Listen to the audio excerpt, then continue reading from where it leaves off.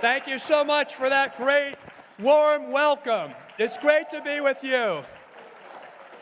It's especially great to see so many distinguished American leaders. Secretary Pompeo, what a tremendous job he did in putting an end to appeasement when he was Secretary of State.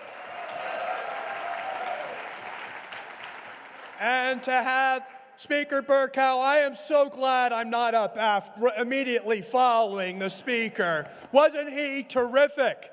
Terrific job. And the Ambassador, once again, proved the point that in a pluralist society, we can finally see women reflected in the great government and representation of the people of Iran.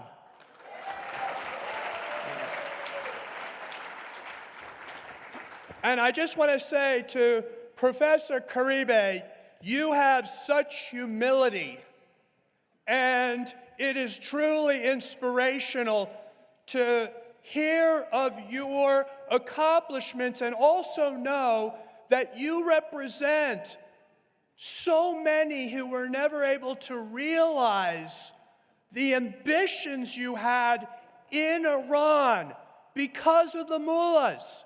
And think about where Iran would be today if people like you had been able to pursue your dreams and ambitions. Imagine a different Iran we would have today. But the good news is, you and your compatriots have never forgotten the fight. And you are ready to return to Iran and help Iran reestablish its leadership in the world.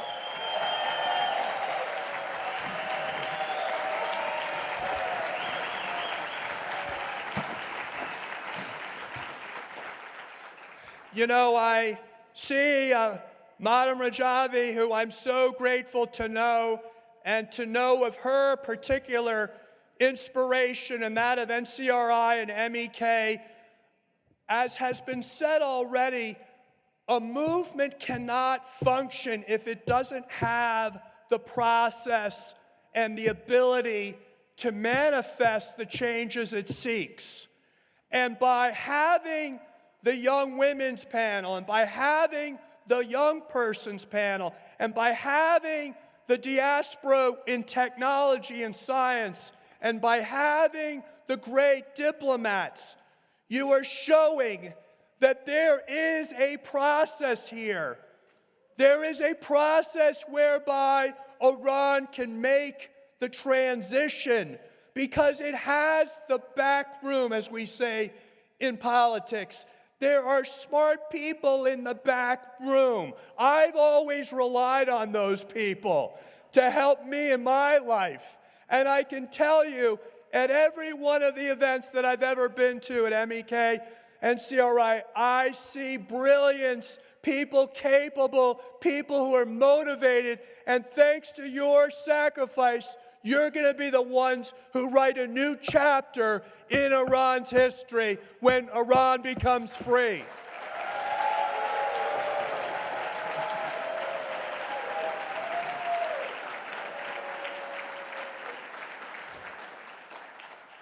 So, since I first spoke to you, I now have to use glasses. That's how long I have been in this battle with you.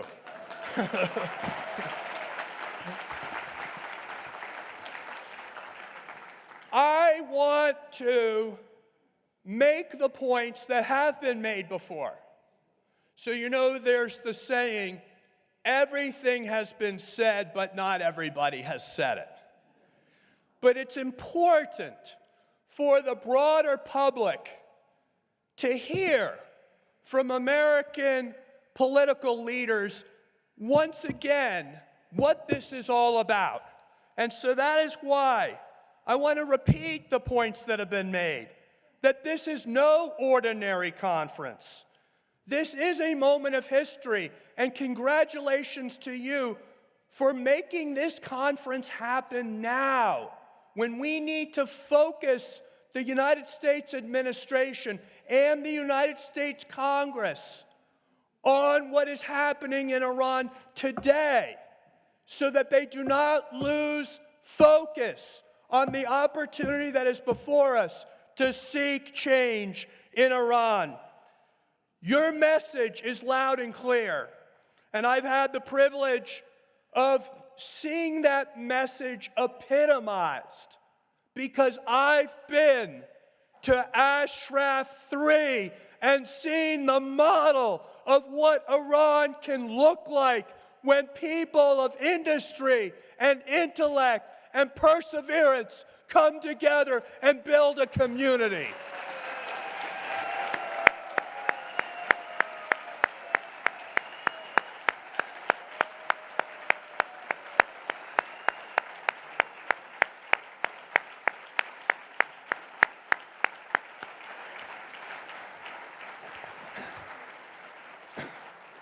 If people wonder, can anyone organize? Can anyone put it together? This is a big job to transition from a history of dictatorship and theocracy. That's not a small job. But you look at what the people of Ashraf 3 have done, and they are an oasis. They have been fighting the fight in spite of the terror that they faced both in Iran and in Iraq. Let us not forget how they were repeatedly bombarded and killed and attacked. And you know what? They still played their music. They still recited poetry. They still celebrated one another. That is the kind of model that is in store for Iran when it finally takes back its freedom for its own people.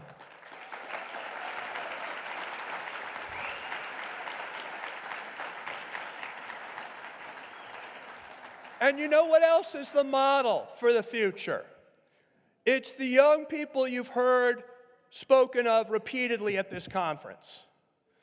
Because a movement cannot continue if it doesn't have people ready to take up the banner, to take up the model. And I can tell you a little bit about that in my family, because I had some really great role models.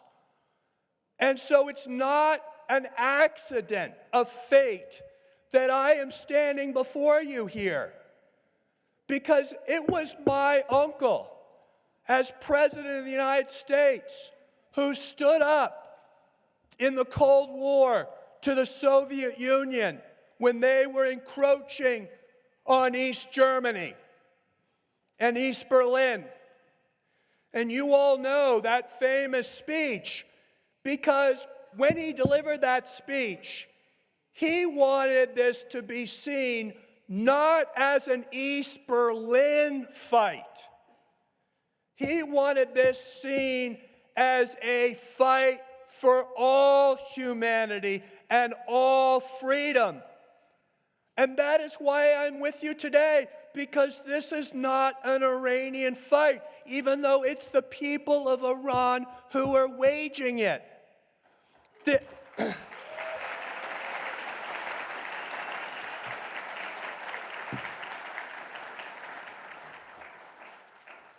This is a universal fight. And I would hope, if I were in Ireland, no offense, Speaker, and I had oppressors, and I was living in the kind of conditions that the people of Iran are living in today, that I would have more people than just my fellow Iranians speaking up for me, because I would want everyone to know that it's only by accident of birth that I am in Iran, because I am a child of God, and I could have been born anywhere in the world. And there, but for the grace of God, I am not seeing my 5 children today born into a country with the oppression of these mullahs. I thank God that as a father and a loving husband, I do not have to witness the degradation, the terror that your family members have to witness on a daily basis as they try to raise their children in a country that is being dominated and terrorized by the mullahs. I am so grateful that I am not living in a country that will persecute and dehumanize my wife and my 3 daughters simply because they're women. I say to myself, I have an obligation to stand up for them, because there, but for the grace of God, goes every single person in this world who's living under oppression and resistance. They need to know that they are not alone, because they could be any one of the rest of us. And you obviously have had families that have shared today about the brutality of this regime. And we are reminded all the time that it is the #1 country in the world for the imposition of the death penalty on their own people. #1 leader in killing their own people. What kind of leadership takes pride in the fact that they are known around the world to be the leading country in killing not only their own people, but killing the dreams and the hopes of their own people? And you think to yourself, in the modern way, when people think about Iran, they think, oh, there's a lot of oil there. But you listen to Professor Karib, and you look at the symphony orchestras, and you say to yourself, the biggest natural resource of Iran are its people.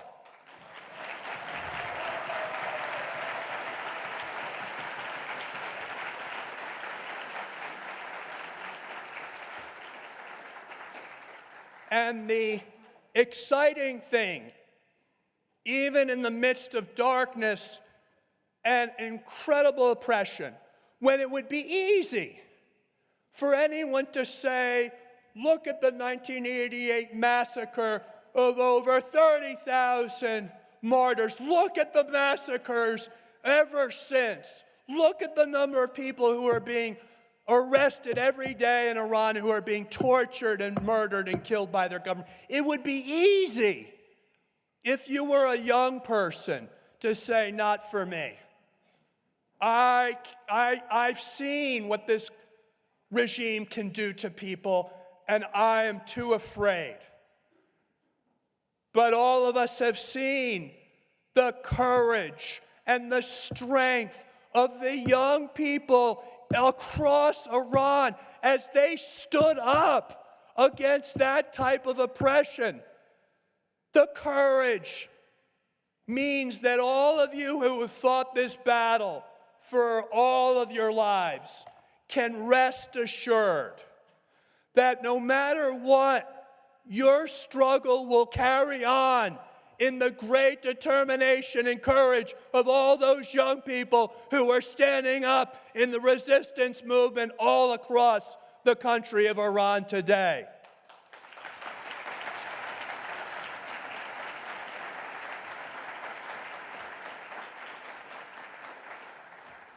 Now, we have all been treated to a terrific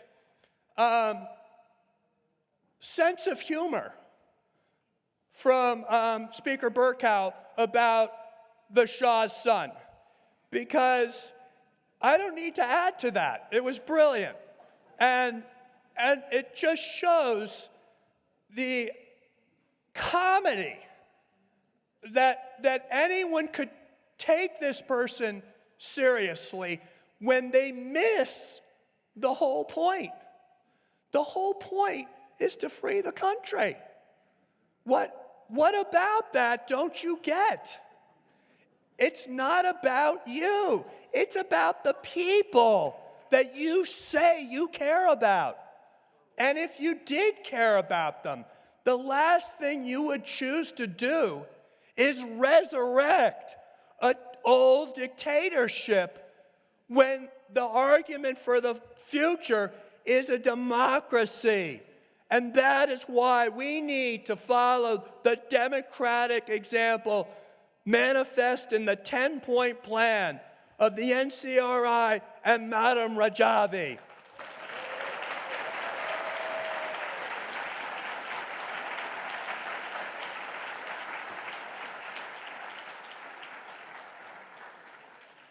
Now, as I mentioned, in my family, I grew up thinking to myself, what is there left for me to do? I had these incredible people in my father's generation. One of them, my Aunt Eunice Shriver, started Special Olympics, which is now in over 190 countries around the world, uniting people and families who were previously shunned because their loved one had an intellectual and developmental disability. I grew up watching my Uncle Bobby with Martin Luther King. I grew up watching my father fight apartheid in South Africa, which no one ever thought. No one, to Secretary Pompeo's point, no one ever thought they'd see the end of that. And do you know what was so remarkable about that moment? Is that they had to go pick up the future president of the country from the jail. They had a motorcade, a presidential motorcade. And you know what they did? They drove it all out to the place where all the political prisoners were incarcerated. And they had to pick up Nelson Mandela and take him out of jail. And guess where? They drove him directly into the president's office. And he took over. So I just hope you know, as has been said before, these moments are going to happen. And I know you've been awfully patient and you've been waiting for too long. But don't give up, because the moment is coming, and it's coming soon. And all I have to say to you is I am so grateful, as the speaker said, for the opportunity to be on this road with you. My children literally have grown up watching MEK rallies.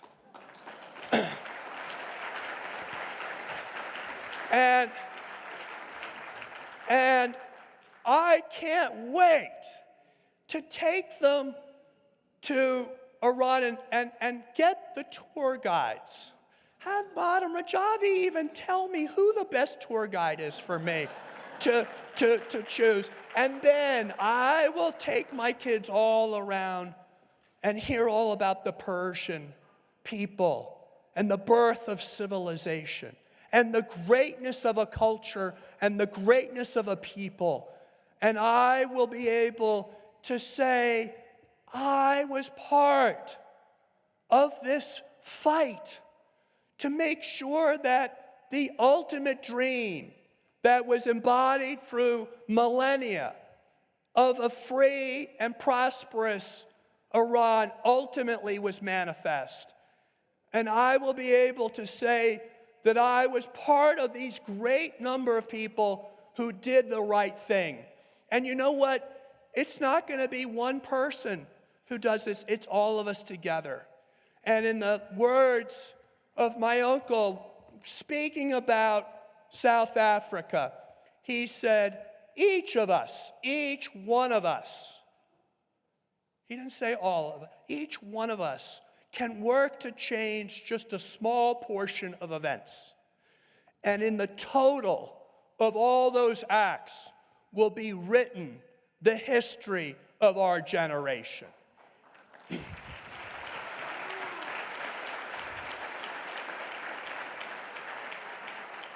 Each time, he said, a person stands up or acts to improve the lot of others, like those brave Ashrafis, like those brave young resistance fighters, like Madame Rajavi. Each time someone stands up, they send forth a tiny ripple of hope. And all those ripples coming together can create a current that can knock down the mightiest walls of oppression and resistance. So this is it. We don't have to do it all on our own. We've got everybody in this room, everybody in that room, and people all over the world who are joining in, because together we can finally achieve this goal of a free Iran. Thank you so much. Congressman Kennedy, thank you for your solidarity with the people of Iran and especially with the MEK members in Ashraf Tree. We appreciate your commitment to a free Iran because, as you said, it is a universal struggle. And I must say that you are the pioneer to support the right of the people in Ashraf 1, in Liberty, and now in Ashraf 3. It's very valuable, and I'm sure that as soon as possible, Iran will be free, and you can see the Iran without Mullah.